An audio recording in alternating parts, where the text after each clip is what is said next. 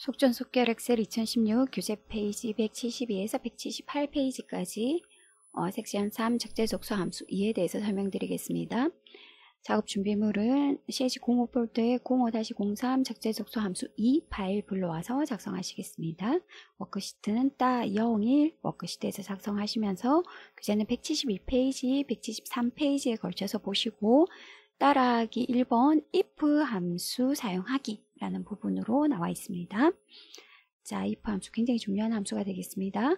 페이지 172페이지에 보시면 이제 우리가 작성해야 될 if 함수가 나와 있습니다. 조건이 가운데에 보시면 70점 이상이면 통과. 70점이라고 하면 우리가 갖고 있는 항목의 IR 점수를 보시면 되겠습니다. 점수가 70점 이상이면 통과, 60점 이상이면 재시험, 60점 미만이면 재수강이라는 결과를 합격 여부 J셀에 J열에 작성하셔라 라는 부분입니다. 해서 우리가 if 함수를 가지고 작성을 하실 텐데 다음 페이지 넘겨보시면 페이지 173페이지에 if 함수에 대한 가운데 팁 설명이 나와 있습니다. 자, if 함수는 인수가 3개 있는 함수다. 자, 첫 번째 인수는 조건식을 입력하시고 두 번째는 이 조건이 맞을 때의 값, 참의 값, 그 다음에 세 번째는 조건이 맞지 않을 거짓일 때의 값이 들어가시고 자, 중첩 if 했을 때는 이 부분에 if 함수가 다시 한번 들어가신다라고 되어 있으면서 바로 위에 동그라미 5번 우리가 오늘 제2셀에 작성해야 되는 if 함수가 이렇게 들어 있습니다.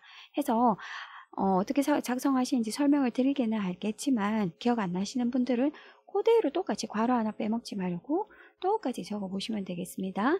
자, if 함수는 함수 마법사를 가지고 작성이 가능하기 때문에 마법사로 일단 설명을 드리겠습니다.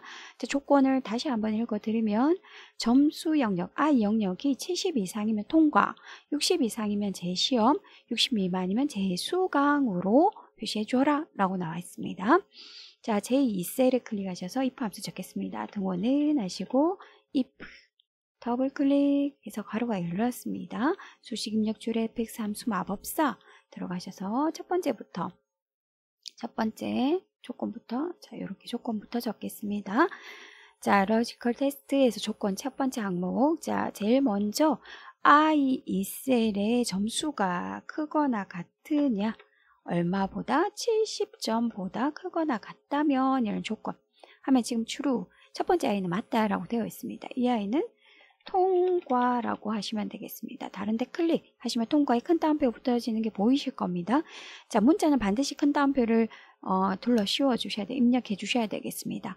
마법사를 이용하면 자동으로 입력이 되겠지만 이렇게 직접 입력 방식으로 수식 입력 줄에서 작성하실 때는 반드시 큰 따옴표를 넣어서 입력하셔야 된다라는 점 기억을 하십니다. 자, 두 번째, 아니라면 70 이상이 아니라면 다시 재시험인지 재수강인지 또 판단을 해줘야 한다. 이 부분에서 if 중첩이 되어지겠습니다. if 괄호 열고 닫고 해서 이 자리에 if 함수가 들어갈 거야 라는 자리만 전점해 주십니다. 자, 그 다음 수식 입력 줄의 두 번째 if 부분에 클릭하셔서 두 번째 if 마법사를 띄우겠습니다. 해서 제일 처음 로지컬 테스트 하는 조건식 입력하는 부분에 클릭하셔서 이번에 두 번째 조건은 그러면 어떻게 60점 이상이면 재시험이다 라고 되었습니다. 다시 I2가 클릭하시기 힘드시면 아래 거 눌러서 올라가셔야 되겠습니다. I2가 60 이상이냐 라고 또 물었을 때 예라고 대답하면 재시험, 이때 또한 아니라고 대답하면 재수강이라고 적는다. 재수강. 자, 그런데 이때 재수강 적으실 때 이때 큰 따옴표가 없습니다. 이랬을 때 큰 따옴표를 입력해 주시던지 아니면 다른 항목을 클릭해 주시면 큰 따옴표가 입력되면서 마무리가 되겠습니다. 이때 여기서 바로 확인 누르시지 마시고 수식 입력 줄에 제일 왼쪽에 있는 제일 처음 시작하는 if 부분에 클릭하시면 완벽한 if 항목이 쭉 마법사에 보여지면서 결과도 통과되어진 게 보이실 겁니다. 하셔서 확인 눌러주시면 되겠습니다. 하셔서 아래로 채우기 하시는데 많기 때문에 연속되는 데이터는 채우기 엔드에서 빠르게 더블 클릭 하십니다. 하셔서 셀 포인트를 제2에 두시고 컨트롤 아래 화살표 눌러서 끝까지 내려가서 제대로 채워졌는지 한번 보신다. 더블 클릭 해서 되어졌는지 보신다라는 부분까지 해드리겠습니다. 자, if 함수는 굉장히 중요하고 이 단순한 if 참거짓, 조건 참거짓 형태도 기억하셔야 되고 방금 전에 하셨던 if가 2개 들어가는 중첩 if 함수도 정확하게 기억하셔야 되겠습니다. 잘 이해 안 되시는 분은 173페이지에 동그라미 5번에 있는 이 수식을 정확하게 똑같이 입력해 보시면서 연습하시면 되겠습니다. 우리 교재 172페이지, 173페이지에 나와 있는 아주 중요한 함수 if에 대해서 설명드렸습니다. 우리 교재 174페이지에 있는 if 함수는 지금 제일 처음에 제공되어진 엑셀 2016 버전에는 없는 함수이기 때문에 넘어가도록 하겠습니다. 175페이지에 따라하기 3번 SUMIF S 함수를 작성을 하시면서 워크시트는 딱 03 워크시트에서 작성을 하시겠습니다. 자, 앞에서 한번 설명드린 적 있는 SUMIF 함수에 이제 추가된 확장된 개념입니다. 자, SUMIF S 함수는 조건에 맞는 합을 구하는데 조건을 한 개만 적을 수 있다면 SUMIF S 함수는 조건을 여러 개 적을 수 있다. 같은 개념의 average if S 함수도 조건을 여러 개 적은 평균을 구할 수 있다라는 부분입니다. 그런데 이 함수는 인수의 개수는 조건의 개수만큼 늘어날 것이고 그 다음에 제일 처음 인수는 뭐의 합을 구하겠다는 합을 구하고자 하는 범위를 먼저 지정하시는 거기 때문에 기억나실지 모르겠지만 SUMIF 함수는 이 합을 구하는 걸 제일 마지막 3번째 적으셨어요. 그래서 이 인수의 순서가 달라짐으로 인해서 SUMIF 함수와 SUMIF S 함수의 사용 방법이 굉장히 헷갈리게 느끼십니다. 이랬을 때 저는 SUMIF 함수보다는 SUMIF S 함수로 가지고 연습 많이 하셔라 라고 권해드리겠습니다. 자, 보시면 왜 앞에도 계속 해보셨던 내용과 비슷하게 중고 부품, 우리가 오늘 하셔야 될 내용은 중고 부품, 컴퓨터 중고 부품의 항목 중에 I5인 것, I 가운데 글자가 I5인 것에 현 재고의 합을 구하실 겁니다. 거기에도 조건 하나 더 들어가서 이 출고량이 150 이상이어야 한다라는 부분이 우리 교재 175페이지 따라하기 3번 부분입니다. CPU i5의 출고가 150 이상인 현 재고의 합계를 구하라 라고 나와 있습니다. 자, 요거는 페이지 넘기셔서 176페이지 동그라미 6번에 있는 요 수식을 정확하게 적으셔서 작성하시면 되겠습니다. 셀 포인터를 H4에 두시고 등원은 하시겠습니다. SUM if S 함수입니다. 더블 클릭. SUM if S 함수는 마법사를 이용하십니다. fx 함수 마법사 들어가셔서 조금 전에도 말씀드렸듯이 SUM if S, average if S 함수는 제일 먼저 뭐의 합을 구하고자 한다, 뭐의 평균을 구하고자 한다라는 부분부터 영역을 먼저 씌우십니다. 지금 현 재고의 합이기 때문에 F3에서부터 F20까지의 합을 구하고 싶다라는 합계 영역이 먼저 나와야 되겠습니다. 자, 두 번째부터는 이제 조건 적어 가십니다. 첫 번째 조건은 부품 이름이 B3에서 B20의 이름이 세 번째 크리테리어 부분에 그죠? 와일드 카드 I5 맞는 문자 아스테리스크 하시고 그 다음에 첫 번째 조건 완성되었습니다. 그 다음에 두 번째 조건은 출고량 E3에서 E22 조건이 뭐다? 크거나 같다 150 이상 이렇게 적어주십니다.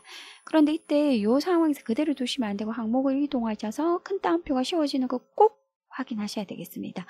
if 함수, SUMIF, average, if 함수, if S 함수 등 if 함수 등 다 마찬가지입니다.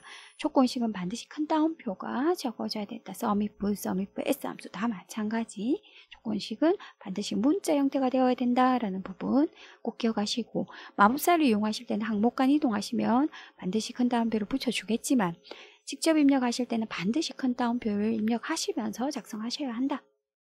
라는 부분 기억하십니다. 확인! 해서 392 나오는 게 보이실 겁니다. 이 내용이 175에서 176페이지까지 나와 있습니다. 넘어가셔서 177페이지 부분 따라하기 4 라운드 다운 함수 쓰시겠습니다. 여러분들은 따라하기 공사 워크시트로 가셔서 작성하시겠습니다. 자, 데이터 한번 보시면 근무일수 시간당 근무 지급액까지 구해져 있고 자, 여기에서 우리가 오늘 하셔야 될 내용은 책에 나와 있는 것처럼 따라하기 공사 라운드 다운 함수 지급 금액의 원 단위 절사 금액을 라운드 다운 함수를 이용해서 I3에서 I20 영역에 구해라 라고 나와 있습니다. H열에 보시면 지급 금액이 구해져 있는 게 보이실 겁니다. 자, 여기에서 이게 5원 이렇게 나와 있는 부분이 보이실 겁니다. 그래서 5원은 줄 수도 없으니 이 부분은 빼고 주겠다라는 부분을 원단위 절사라고 표현을 합니다. 이랬을 때 잘라내는 작업은 우리가 아는 어떤 단어로는 버림이라는 단어를 절사라고 표현을 합니다. 이랬을 때 버림하는 함수를 기억하셔야 되는데 이 함수를 라운드 다운이라고 작업을 합니다. 자, 이 함수는 세 개는 같이 기억하셔야 됩니다. 라운드 함수와 라운드 업, 라운드 다운 함수는 라운드 계열 함수로 사용법은 똑같지만 라운드를 쓰시면 반올림, 라운드 업을 쓰시면 올림, 라운드 다운을 쓰시면 버림 작업을 해줄 겁니다. 그래서 우리가 절사하라 했기 때문에 이번에는 라운드 다운을 쓰실 거고 혹시라도 반올림하라 하시면 라운드라는 함수 쓰시면 되겠습니다. 인수는 세 함수 다 똑같습니다. 첫 번째는 그냥 완전한 지급 금액 하는 숫자 하나에 뒤에는 자릿수를 적어 주실 겁니다. 자, 자릿수를 적으실 때 아래에 우리 교재 176페이지에 팁에 나와 있습니다. 소수점을 기준으로 정수는 0, 소수 첫째 자리는 1, 둘째 자리는 2 이렇게 표시해 주셔야 됩니다. 이거는 외우셔야 됩니다.